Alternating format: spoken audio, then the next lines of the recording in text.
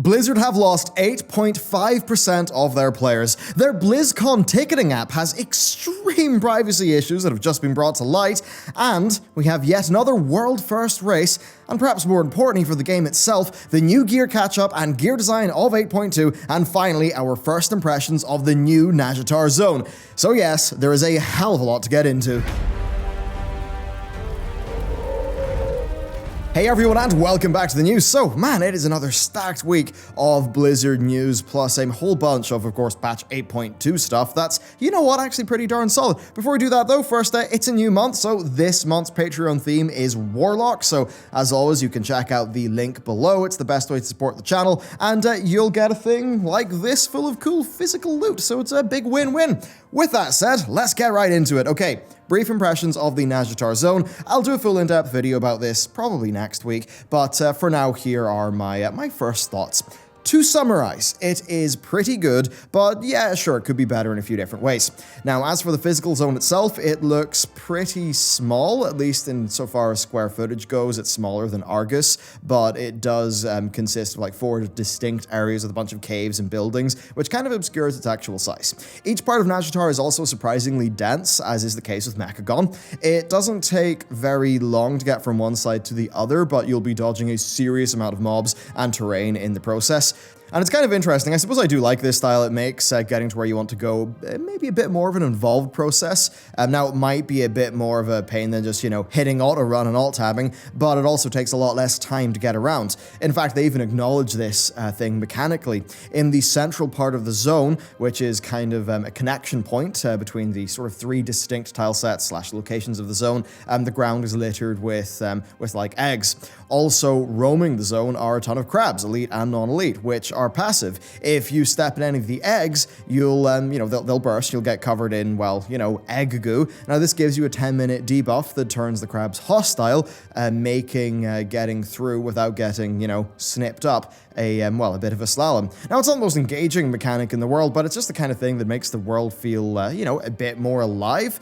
And I think that's pretty good with the traversal. It's all quite well represented throughout the design. Again, now this is stuff that is extraneous to the actual game systems, but I mean, it's quite good. There's no end of stuff to just find and click in the zone. It's very dense. There's loads of buff shrines guarded by rares and elites, small stacking buff items and hidden treasures that you can, reveal. Basically, there's a lot to keep your eyes out for. Now, once you get flying there a few weeks after 8.2 launches, it's probably going to be a blast, I'd say. You'll be able to pick up items giving you plenty of power really quickly on your mount, and you'll just cruise through the quests. Now, sure, this does defeat the point of the zone a little bit, but that's once you've got Pathfinder, and that's once you will have seen everything the Nazjatar has to offer from the ground, so yeah, you might as well have an easier time of it and just reap the rewards of all the power you can get, so flying will feel quite good there, I'd say. Now, on the quality of the world, I've got to give them some props. The Ankoan are a really cool race. They are basically a more metal version of the Jinyu, with some pretty good dialogue and voiceovers. Basically, they're on par with most of the ancillary races we've seen in the game over time. As for how it looks, well, I think we expect an Nazjatar to be, lots of Zinashari and some deep sea, and we didn't really get that. Instead, we have a few nice colors of deep sea rock, some coral, barnacles, plenty of seaweed. Basically, they accurately replicated what it looks like down there and made some sacrifices for the sake of making it just an actual playable world. They also do reuse all of their Azuna assets, the part of Nazjatar that's clearly supposed to be, the Zinashari ruins. That basically is just Azuna with more seaweed. Now, the enemies across the zone, I'd say they're similarly designed to those in Mechagon. You kind of got to keep your eyes out, or your eyes open for them, be a bit more engaged, I suppose, with your brain when you're fighting them, and that's definitely a good thing. Now, they're not difficult if you try, but on 415 geared characters, I actually got into a few rough spots when I just found myself zoning out in the way that I, typically do when I play WoW. Now, the quests in the zone are fairly standard. They hint at the history of the zone and the characters, giving you a glimpse of, Chandris or Thalithra's past, depending on your faction, as well as learning about your new faction, allies that you meet down there. Now, eventually you meet Ashara, Terra and the raid bosses a few times, you build up your presence in Nazjatar, and you assault Shara's Eternal Palace, and you know what? They're all good WoW quests. I found myself decently engaged in a nice little flow state going through them. You know, they're nowhere near the best the game has to offer, but yeah, they're pretty damn solid. Now, the zone has, I'd say, simple and boring world quests with the usual rewards for the most part, but also they give you the zone's currency, mana pearls. These are kind of interesting. You get these for doing daily bounties and tasks, which involve like killing mobs, you know, rares, gathering the aforementioned buff items, and doing some of the world quests. Now, these pearls are spent on the zone's rewards, which are the usual and include some Azerite essences, but more importantly are used for this patch's new gearing system. And honestly, I think it's safe to say that this might even go beyond catch-up, and I'll explain a little bit soon. So the new gear is called Benthic Gear. Benthic Gear is purchased for mana pearls or is gained through doing the world quests. Now, this gear is initially item level 385 and has predetermined secondary stats and some interesting effects. You can upgrade this gear with pearling kits that you purchase with mana pearls, and that is in increments of 5 up until the cap. Now, their cap, interestingly, is at item level 430. That's the same eye level as Eternal Palace heroic gear. Now that sounds quite insane, and I suppose it is. Now before I talk about that, there are effects that come in this gear, and it's generally stuff that comes in either a combat or an exploration flavor. It's actually, some of it's quite strong, and it's all pretty darn relevant to Nazjatar or the Eternal Palace. So, you know, you've got things like increased, you know, speed being one as an example, but another one being like taking a few % less frost damage, which actually could be pretty relevant in the raid. So yeah, I suppose it's pretty interesting. There's reduced shadow damage as well, and there's even increased damage against aberrations, which is a class applied to some mobs and even one of the bosses in the Eternal Palace itself. One of the backs even has a chance to loot random fish from creatures in the zone, so it's just getting a bit more creative in a few ways there. And like I said about Mechagon, this is experimentation from the WoW team, and it's definitely appreciated.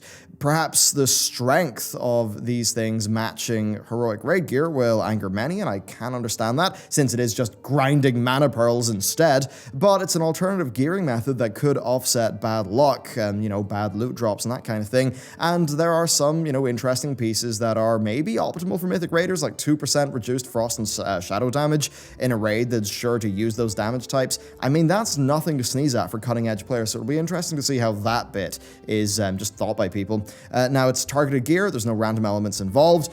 Really, that's what a lot of people have been asking for. I might talk about this more in depth in the future once we get more into it, but I think that design-wise, it's a good step, it's a good experiment, even if it ultimately doesn't work. I think this is new, and it's absolutely along the lines of what I think quite a few players have been asking for in a few regards. So, that's what's going on there. Next, some meta topics. Activision-Blizzard had their Q1 2019 earnings call, and suffice to say, it was pretty darn revealing, especially when placed in context. So last quarter, they laid off 800 people, well, 800 plus, with us knowing that Blizz were hit pretty hard. Many staff lost their jobs, and the company also hired in its development teams to bolster up those, teams, all with the goal of being able to output more content.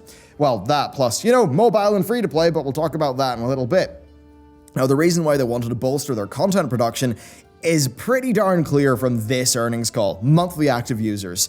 This is a bit of a problem spot for Blizzard, with it being revealed that they lost 3 million players in Q1 2019, with their MAUs going down from 35 million to 32 million, which is an 8.5% decrease in the company's players, which really is a lot. Now, further to that, they also brought in low but expected revenue, likely showing less engagement from the MAUs that they actually do have.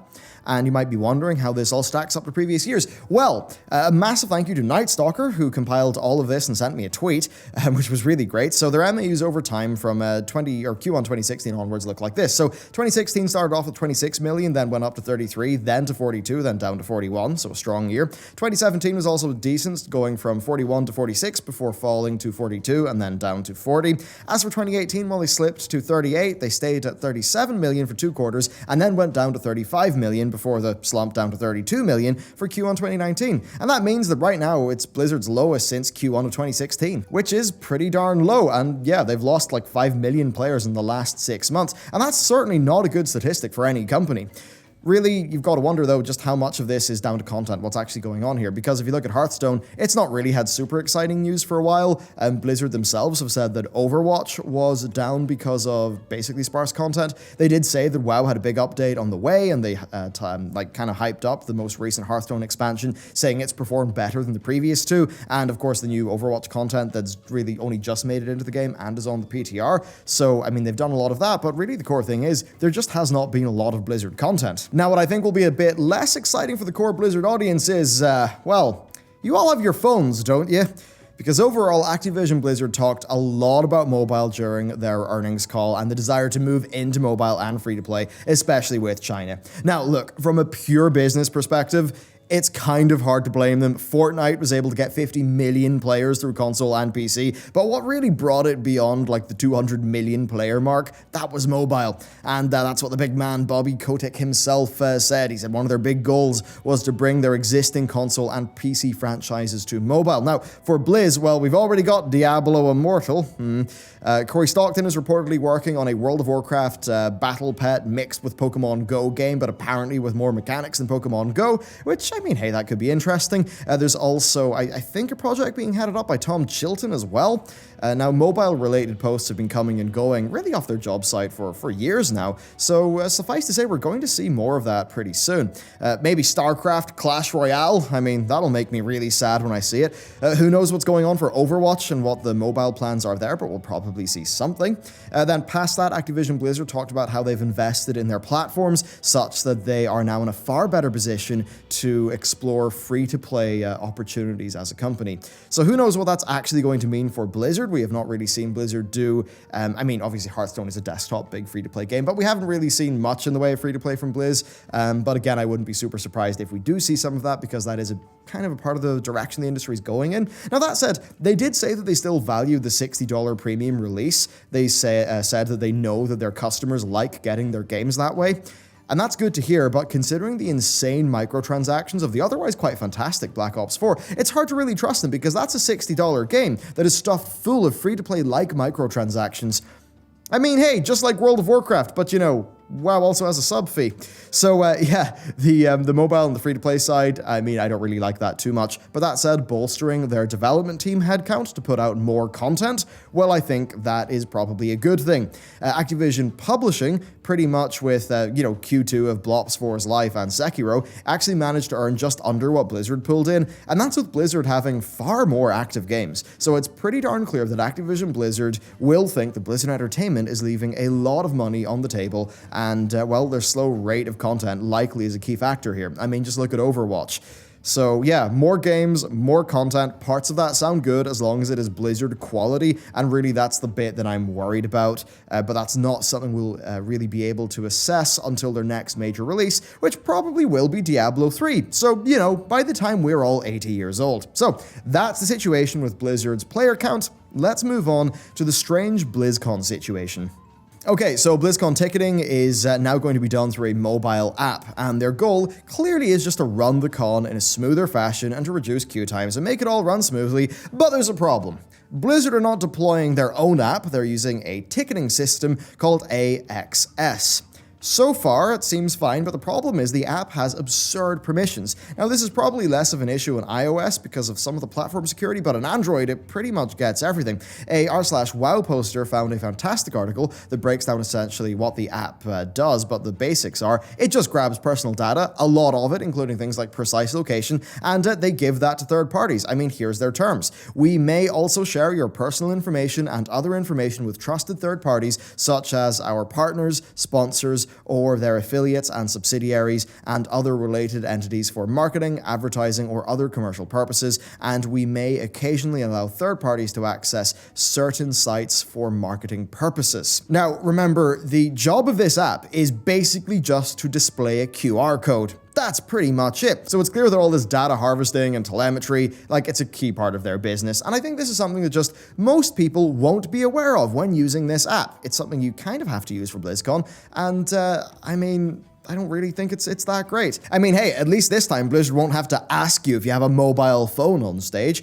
Personally, though, I just think that, privacy and data, that's extremely important. And a part of why I bring this up is because it's not even a case of if you trust the company, say Blizzard. It's about trusting the companies that company is working with, their partners. So in this case, I don't think that Blizzard really chose a good partner here. People should not be the product when they are spending at minimum $230 on a ticket. For it to not be like that, I mean, I just think it's a bit wrong. And then finally, the world first race to Unat. You know what? Rather amazingly, it took ages for the guilds to get the fight down, longer than people expected, with the fight seemingly being pretty darn fantastic, maybe being one of the better ones Blizzard's created in quite some time. And unlike Star Augur, it's not something that was able, that could be trivialized by using, say, a nameplate add-on, because of course Blizzard killed that functionality. Now, in a slight upset, European Guild Pieces managed to get the world first, with the incumbent's Method getting the world second. Now, while it was not as large a race as the Star Allure, it certainly was fun to watch, especially with the quality of the Unat fight and just how long guilds were in that super tense sub 10% region. I mean, there was like Method, I think, were on 2% for a good amount of time, so pretty darn crazy. And there you go. That is it for the Blizzard news. In case you haven't noticed, I've got, it's a bit of a rough morning, let's just say so. I've soldiered through this video. We've got a lot more scripts on the way, as we alluded to. We've got a lot more about just Nazjatar and a lot of lore coming soon, so it should be pretty fun as we move through next week and the week after. But yeah, thanks for sticking with the channel. Thanks for watching this video. Let me know what you think down below. And with that, I'll see you next time.